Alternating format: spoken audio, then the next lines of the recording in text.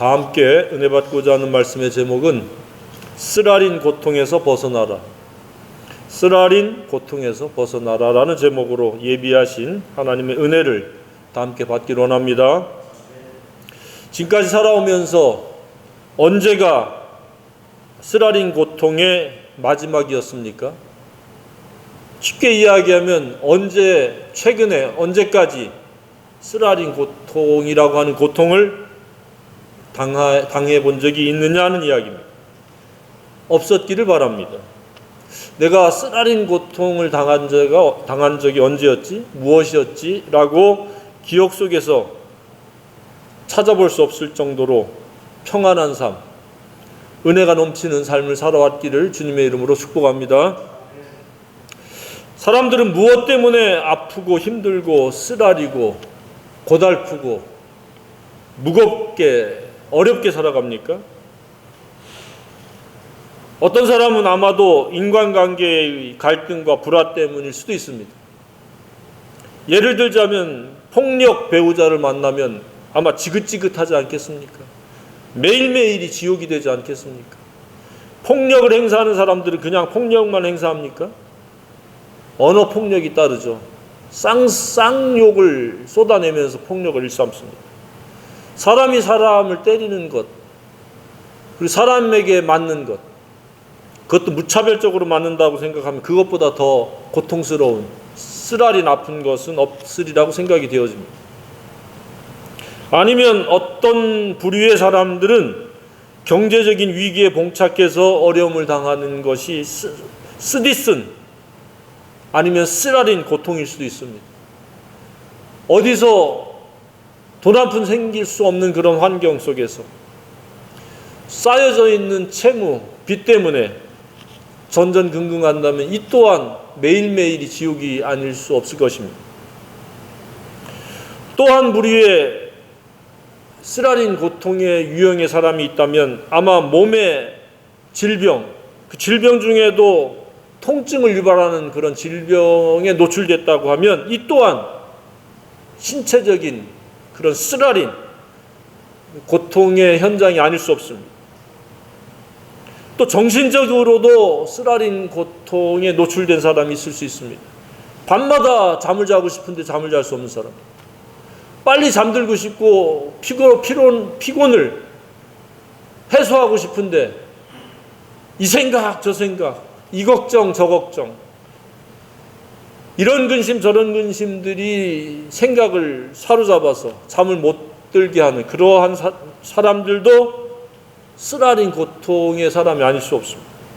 주변에 혹시 그런 사람들이 없습니까? 아니면 그렇게까지는 아닐지라도 이런저런 많은 그러한 짐을 지고 어려움을 가지고 한숨을 내쉬면서 불평을 토로하면서 살아가는 사람들도 정도의 차이일 뿐이지 쓰라린 고통의 굴레에서 살아가는 것이 아닐 수 없습니다.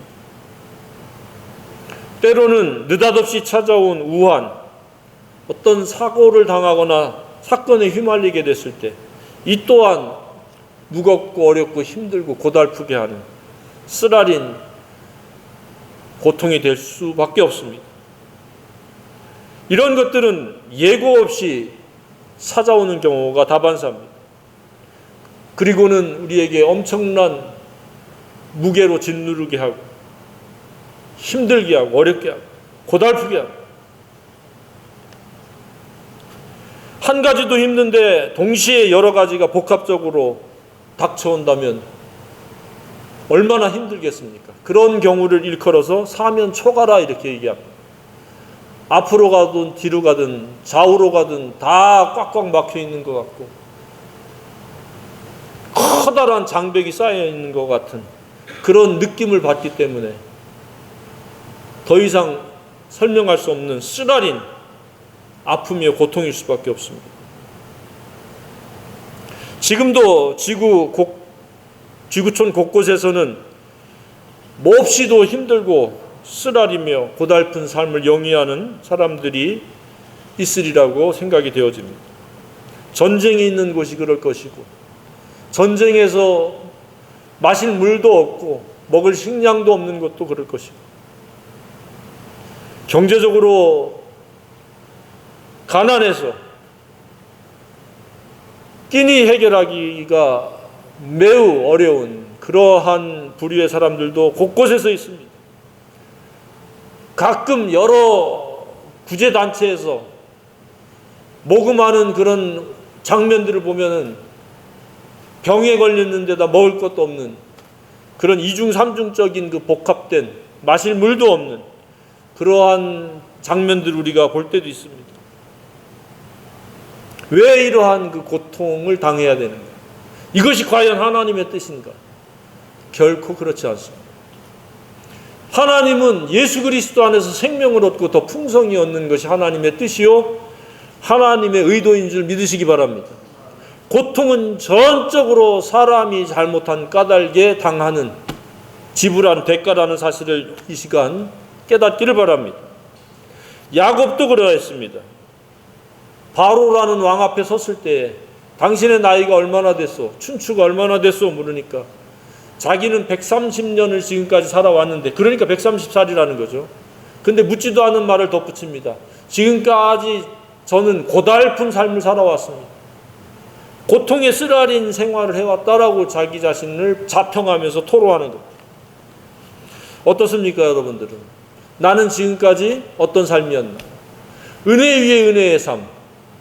예수 안에서 생명을 얻고 더 풍성히 얻는 풍성한 삶을 누리는 삶이었는가? 야곱과 같이 쓰라린 고통의 나날이었는가? 전자이기를 주님의 이름으로 축복합니다. 앞으로 남은 생에도 생명을 얻고 더 풍성히 얻는데 해당되어지기를 주님의 이름으로 축복합니다. 고달픈 삶은 하나님의 뜻이 아닙니다. 왜 고달픈 세월을 살았습니까? 은혜를 받지 못했기 때문에 그렇습니다. 은혜를 받지 못한다는 것은 하나님의 뜻에 전폭적으로 순종하는 삶을 살지 못했다는 이야기입니다.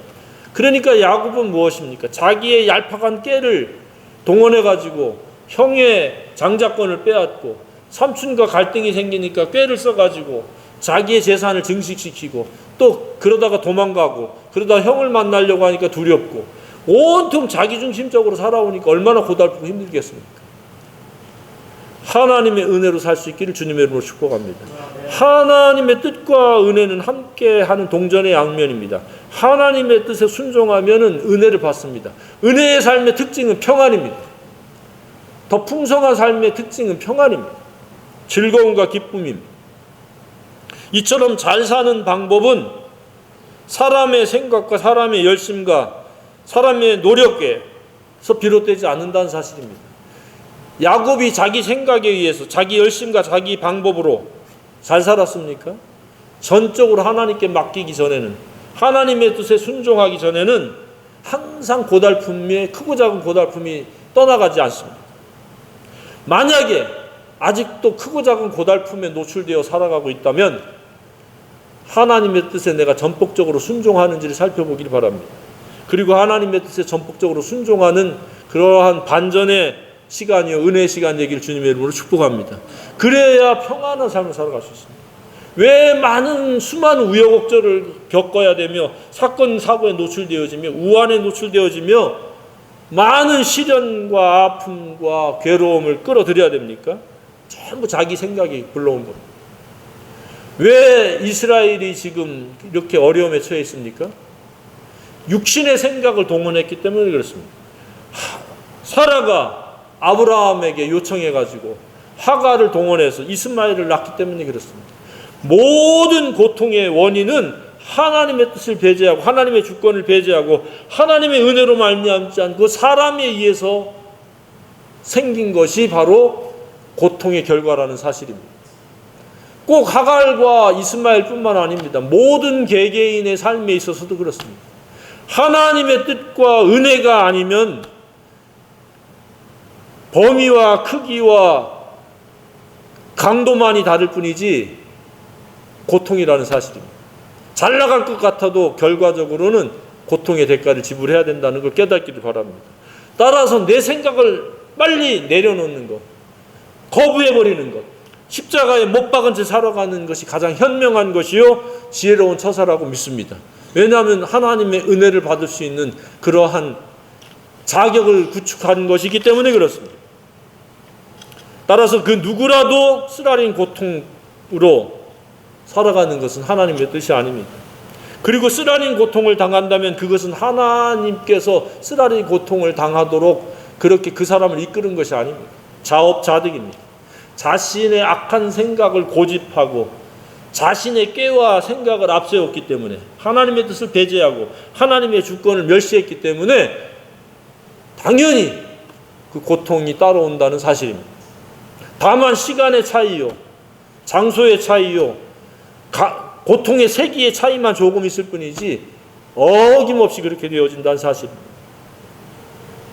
그래서 오늘도 그 고통의 이유에 대해서 잘 말씀하고 있습니다. 그 고통의 원인은 딱 두 가지인데 무엇입니까? 하나님을 배반해서 떠나는 것. 그러면 고통을 당하게 된다. 하나님을 경외하지 않는 것이 악일 뿐만 아니라 고통이다. 그래서 우리가 살아가는 데 있어서 결코 하나님을 배제할 수 없다는 사실을 깨닫기를 바랍니다. 하나님은 우리가 항상 기억해야 될 존재요, 경외해야 될 대상임을 더욱더 굳건하게 확정할 수 있기를 바랍니다. 그렇지 않으면 그가 누구이든지, 그가 무엇을 하든지, 그가 어떤 재능을 가지고 있든지 그는 고통에 노출될 수밖에 없다. 그것도 쓰라린 고통이라고 하는 수식이 붙는 그런 삶의 행태에서 벗어날 수 없다는 사실을 깨닫기를 바랍니다. 그래서 데살로니가 전서 5장 22절에 악은 어떤 모양이라도 버리라 그랬습니다. 그래서 악이란 뭐라고 그랬어요? 하나님을 경외하지 않는 것. 그 하나님을 배제시키는 것. 그러니까 세상은 온통 하나님 없이도 잘 살 수 있는 것처럼 속삭이고 그렇게 부추깁니다. 인간들이 만들어 놓은 편리성에 의해서 서로 상생하는 것 같은 그러한 구조 속에서 하나님 없이도 잘 살 것처럼 그렇게 암묵적으로 그렇게 길들여지고 있고 대부분이 그렇게 살아가고 있습니다. 그런데 그들의 삶의 내면 세계를 들여다보면 안으로는 곤고입니다. 밖으로는 고통입니다. 왜요? 하나님을 배제시키는 악 가운데 살아가기 때문에 그렇습니다. 왜 그렇게 됩니까? 하나님을 경외하지 아니하고 스스로로 말미암아 살아가는 것은 악입니다. 우리는 타락해서 하나님의 형상을 잃어버렸습니다. 마귀의 자질을 갖고 살아가는 겁니다. 악한 생각을 가지고 살아가는 겁니다. 따라서 악한 생각은 반드시 그 대가를 지불하는데 그것은 바로 고통이라는 사실입니다. 그러니까 하나님을 경외하지 않으면 악을 선택하는 것이요, 악과 함께 고통의 결말에 이르겠다고 하는 암묵적인 자기 선택입니다. 그러니까 이 시대의 이 지구촌도 우리가 사회적인 현상으로, 경제적인 현상으로, 정치적인 현상으로 바라보면은 굉장히 가난하고 힘들고 어렵구나라고 이렇게 그냥 동정이 가지만은 영적인 입장에서 보면 그들이 하나님을 믿을 만한데 믿지 않은 겁니다. 하나님을 경외할 만한데 경외할 만한 기회를 주셨는데 경외하지 않았다는 사실입니다. 지금이라도 하나님을 경외하는 것으로 나아오고 경외하지 않은 지난 날들의 악을 회개한다면 하나님께서 그의 생애를 다시금 복 주셔서 평안하게 하시고 풍성케 하시리라고 저는 확신합니다. 이 대한민국도 마찬가지입니다. 자기가 열심히 노력해서 노동해서 땀 흘려서 잘 사는 줄 착각합니다. 그런데 그렇지 않습니다. 하나님을 경외하지 않는 것은 악의 시작입니다. 점점점 하나님과 멀어져 간 만큼 악은 활성화가 되었습니다. 그리고 그 악이 활성화된 만큼의 그 고통의 분량이 되어지고 고통의 세기가 되어진다는 사실을 알기를 바랍니다. 그러니까 회개하고 돌이켜서 하나님을 경외하기 시작하면 선의 시작이요, 선이 왕성해지면 선이 선한 만큼 평안의 크기가 되고 즐거움과 기쁨의 세기가 되어진다는 사실을 깨닫기를 바랍니다. 기쁘게 살기를 원하면 하나님을 더 열심히, 더 뜨겁게 경외하면 그만큼 경외하는 만큼 우리에게 반대급부로 즐거움과 기쁨도 커지리라고 믿습니다. 그냥 냉랭하고 밋밋하고 그냥 노잼으로 살아가는 사람들 왜 그렇습니까? 하나님 경외하지 않은가. 아무 낙이 없는 상태에 이르게 된다? 하나님을 경외하지 아니했다는 사실, 하나님을 기억하지 아니했다는 사실. 그런데 안타깝게도 많은 사람들이 쓰라린 고통을 당하면 정치 탓하고 핑계거리를 찾고 합리화를 찾고 책임 전가하고 남 탓하고 그렇게 해서 또 이중적인 죄를 짓는 거예요. 이스라엘이 광야에서 안 그랬습니까?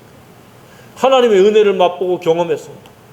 어린 양의 피로 문설점 피를 발라서 죽음에서 다 살아났습니다. 그리고 홍해바다를 은혜로 건넜습니다. 그런데 광야에서 하나님을 원망하고 불평을 쏟아냈습니다. 잠시 불편하다고, 예전에 먹던 걸 못 먹었다고 불평을 계속 쏟아냈습니다. 그랬을 때 하나님이 진노하셨다는 것을 기억하기 바랍니다. 하나님은 결코 어떤 경우에도 원망의 대상이 아닙니다. 고통을 허락한 적도 없습니다. 잠시 그들의 마음이 어떠한지 테스트를 했을 뿐입니다. 그럼에도 불구하고 하나님께 감사하며 하나님의 사랑에 반응을 하고 은혜에 감사하며 찬양하는 것. 그런데 그들은 그러지 못했습니다. 감사하지도 아니하고 조금 불편한 것 가지고 원망을 토로하다가 그들은 광야에서 방황하며 제자리에서 왔다 갔다 하는 것처럼 왔다 갔다 하다가 다 쓰러지고 다 엎드려졌다는 사실을 깨닫기 바랍니다. 많은 사람들이 고통을 당하면 하나님 원망합니다. 사람 원망합니다. 자신이 하나님을 경외하지 아니하고 자신이 하나님 뜻대로 살지 아니하는 것을 생각하지 않고 누구 탓, 누구 핑계. 그러면 더 고통은 더 사나워지고 고통의 세기는 더 세어지리라고 생각이 되어집니다. 고통에는 이처럼 결코 우연이 없습니다. 하나님을 경외하지 않는 하나님의 그 놀라우신 거룩하고 사랑의 품격에 완전히 어긋나는 삶을 살아가기 때문에 그렇습니다. 그걸 악이라고 이야기합니다. 그래서 어떤 사람은 이러한 하나님을 경외하지 않기 때문에 고통을 당하고 어떤 사람은 복음과 진리를 듣고도 거부하고 배제하고 배격하기 때문에 생길 수도 있습니다. 또 어떤 경우에는 약간의 그 고난이 있을 수 있습니다. 고통과 고난은 우리가 구분할 수 있어야 되는데 고통은 자업자득입니다. 악에 의한 결과물이라면 고난은 선을 위해서 우리가 지불할 대가입니다. 그것은 생산적인 고난입니다. 하나님 영광을 위한 잠깐의 시련이와 아픔입니다. 우리가 고난을 받을지언정 고통을 당하지 않기를 주님의 이름으로 축복합니다. 그래서 고통의 원인은 하나님 경외하지 않는 악이라면 고난은 내가 주와 복음을 위해서 진리를 위해서 희생하고 헌신하기 때문에 사람들로 받는 핍박이요 어려움입니다. 우리는 선을 위한 고난은 기꺼이 능동적으로 참여하지만 불필요한 고통은 끊어내야 될 줄로 믿습니다. 쓰라린 고통에서 벗어나야 된다고 믿습니다. 물론 때때로 애매히 당하는 고난도 있을 수 있습니다. 왜 내가 이러한 고난을 당하지? 그러한 생각이 든다 할지라도 하나님을 생각함으로 이는 아름답다 그랬습니다. 예수님을 생각하라 그 이야기입니다. 죄도 없으신데 십자가에서 모욕을 당하시고 고난을 당하신 예수님을 생각하고 하나님의 그런 사랑을 생각하면 우리는 그 애매한 고난도 아름다움으로 승화시킬 수 있으리라고 믿습니다. 그래서 어떤 쓰라린 고통도 그 고통을 통해서 유익을 얻는 기회로 반전의 은혜로 삼아야 됩니다. 회개하든지 아니면 내가 이것은 주와 복음을 위해서 당하는 고난이다 라고 하면 끝까지 인내해야 되겠다는 그러한 생각을 더 굳게 가져야 됩니다. 하나님의 징계에 의해 버릴지라도 그것은 하나님의 사랑의 매라고 하는 그러한 긍정적인 생각을 가지고 감사로 반응하며 회개해야 된다고 믿습니다. 그냥 징계는 계속 당하는데 회개하지 않으면 이 다음에 또 그 문제로 인해서 또 반복적으로 더 큰 징계에 노출될 수 있다는 사실입니다. 징계는 고통입니다. 매가 아프며 고통이듯이 징계는 아프며 고통입니다. 때로는 그것이 너무 쓰라릴 수 있다는 사실을 우리가 기억을 해야 됩니다. 쓰라린 고통의 벌은 우리가 피해야 됩니다. 그것은 간단합니다. 하나님을 경외하고 하나님의 뜻에 순종하면 쓰라린 고통은 우리에게 발붙일 수 없게 되어지리라고 믿습니다. 왜 하나님의 뜻에 순종하고 하나님을 경외하는데 그 무엇이 우리를 흔들겠습니까? 악이 우리를 고통의 구렁텅이에 빠뜨리겠습니까? 우리를 평안의 길로 인도하시고 순탄한 삶을 살도록 우리를 붙들어 주게 되리라고 믿습니다. 이처럼 악의 시작은 다름이 아닙니다. 하나님을 배제시키는 그 순간, 하나님으로부터 등을 돌리고 떠나는 그 순간, 배교하는 그 순간, 바로 악은 시작되어지고 활성화가 되어집니다. 따라서 악에 의한 모든 수고와 노력과 열심은 원인 무효라는 사실입니다. 하나님을 경외하고 하나님 뜻에 순종하는 것만이 원인이 유효한 것이요, 그 결과가 값진 것이지, 악에 의해서, 스스로에 의해서 어떤 노력을 경주하고 애를 쓰고 땀을 흘리고 노력을 했다 한들 그래서 하나님 보시기에 무가치한 것이 아무것도 아니라는 사실. 사람들은 그렇게 살아가는 거예요. 하나님을 경외하며 하나님의 뜻에 순종함으로 말미암아 직장 생활을 하고 경제 활동을 하고 인간관계를 맺어야 되는데 하나님의 주권과 뜻을 배제시키고 자기 생각과 자기 방식대로 자기 욕심을 위해서 자기 명예를 위해서 자기 쾌락을 위해서 이런 일도 하고 저런 일도 합니다. 그런데 잠깐 동안은 그것이 유효한 것처럼 보일지 모르지만 하나님 앞에 섰을 때는 할 말이 없습니다. 유구무원이 되어집니다. 사람은 자기가 한 일을 다 하나님 앞에 직구하게 돼 있습니다. 그랬을 때 우리는 하나님의 영광을 위해서 하나님을 경외함으로 하나님의 뜻을 이렇게 순종했습니다 라고 고백할 수 있는 저와 여러분이기 원합니다. 그냥 자기 자신의 생각과 자기 자신의 뜻을 위해서 욕심을 실현시키기 위해서 이런 궁리 저런 궁리 하면서 이런 노력 저런 열심을 경주해도 아무 소용없다는 것을 깨닫기를 바랍니다. 우리는 하나님 앞에 반드시 서게 됩니다. 그리고 자신의 입으로 각자의 입으로 자신이 살아온 삶의 행태를 다 직접 고백하게 되어 있다는 사실입니다. 더하거나 붙일 수가 없습니다. 하나님 다 알고 계시기 때문에. 우리는 하나님을 경외하는 데 있어서 조금도 흔들리지 않기를 소망합니다. 언제나 하나님이 창조하신 창조 세계 속에서 내가 하나님의 주권과 섭리 속에서 하나님의 은혜와 뜻 속에서 살아가고 있다. 먹을 것 입을 것 그 무엇 하나도 우리 스스로 비롯된 것이 없습니다. 하나님의 창조하신 것이요 하나님께서 공급하신 것이요 하나님의 은혜로 채워진 것임을 우리는 알아야 됩니다. 그래서 범사에 감사하면서 하나님을 찬양하면서 하나님의 뜻을 공유하면서 살아가야 된다고 믿습니다. 그랬을 때 이것이 선한 것이요 의로운 것이요 아름다운 것인 줄로 믿습니다. 하나님은 선한 일에 은혜를 베푸십니다. 하나님은 아름다운 것을 기뻐하십니다. 우리의 생애가 누더기 같고 더럽고 만신창이가 되어진다면 하나님 매우 슬퍼하십니다. 매우 근심하십니다. 우리는 하나님을 기쁘시게 하는 그러한 생각과 말과 행동이 되어야 합니다. 그랬을 때 우리는 쓰라린 고통과는 별개의 삶을 살아갑니다. 그게 평안입니다. 상황이 어떻게 전개되어지든지 그냥 그것은 상황일 뿐이고 우리 속에는 하나님의 은혜로 말미암는 평안이 강같이 흐르게 되어진다고 믿습니다. 차이는 그겁니다. 겉으로 볼 때는 별반 차이가 나는 것 같지 않습니다. 오히려 비신자들이 잘 먹고 잘 사는 것처럼 보일 수도 있습니다. 그러나 그것은 보여지는 겁니다. 그들의 내면 세계는 온갖 염려, 근심, 비교의식, 열등감이 넘쳐납니다. 바깥으로도 언제 어느 때 무엇에 의한 사건, 사고와 우환에 노출될지 아무도 모릅니다. 인간관계로 그러할지 갑자기 경제적인 것으로 그러할지 신체적인 어떤 질병으로 그러할지 아무도 알 수 없습니다.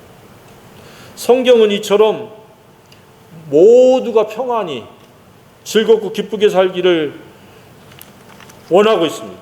시편 107편 10절로 22절에도 그랬습니다. 사람이 흑암과 사망의 그늘에 앉으며 곤고와 쇠사슬에 매임은 하나님의 말씀을 거역하며 지존자의 뜻을 멸시함이라 그랬습니다. 그러므로 그가 누굽니까? 하나님께서 고통을 주어 그랬습니다. 그들의 마음을 겸손하게 하셨으니 그들이 엎드려져도 돕는 자가 없었도다. 라면서 고통에 대해서 시편 107편에서 계속 반복적으로 얘기하고 있는 거예요. 고통의 원인은 다른 데 있지 않다. 하나님의 말씀을 거역했다. 불순종했다. 지존자의 뜻을 멸시했다. 업신여겼다. 그러니까 지 뜻대로 살아가는 거예요. 그게 교만인지도 모르고 오만인지도 모르고. 그러니까 고통이 왔다. 하나님께 고통을 주었다 그랬어요. 저와 여러분은 고통을 받는 자들이 아니라 은혜를 받는 자이기를 소망합니다. 하나님이 저들에게 은혜를 주셨다. 은혜의 결과는 뭐라고 말씀드렸습니까? 평안입니다. 억만금이 있어도 신체의 질병을 끌어안고 고통을 당한다면 그 얼마나 불행하고 안타깝습니까?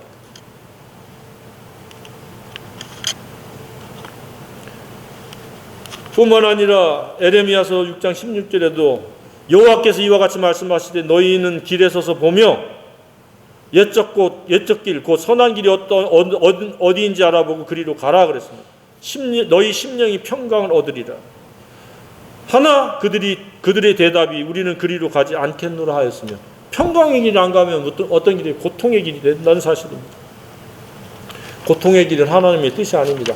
우리에게 성경을 주시고 예수님을 보내주신 것도 고통이 아닌 평강의 길, 은혜로 말미암아 누리는 풍성한 삶을 살도록 하시기 위함을 깨닫기를 바랍니다. 결코 고통당하는 길, 그것은 하나님이 기뻐하시는 길이 아닙니다. 그런데 예레미야서에서 말씀하시는 길은 무엇입니까? 물을 마시려고 어디로 갔어요? 시월에 물을 마시려고 애굽으로 가고 아시리아로 가려고 물을 찾았지만 물을 못 먹었다. 왜냐? 하나님께 막으십니다. 은혜를 제한하는 거예요. 여기저기서 비명소리가 나게 하고 갈증에 목말라서 고통을 당하게 되는 이유가 하나님을 배반하는 것과 하나님을 경외하지 않는 것, 그 결과라는 사실을 명백하게 지금 드러내놓고 있습니다. 그러니까 고통에서 우리는 탈출하는 방법은 하나님을 경외하는 것이요, 하나님 뜻대로 살아가는 것임을 다시 한번 기억하고 그렇게 살 수 있기를 간절히 소망합니다.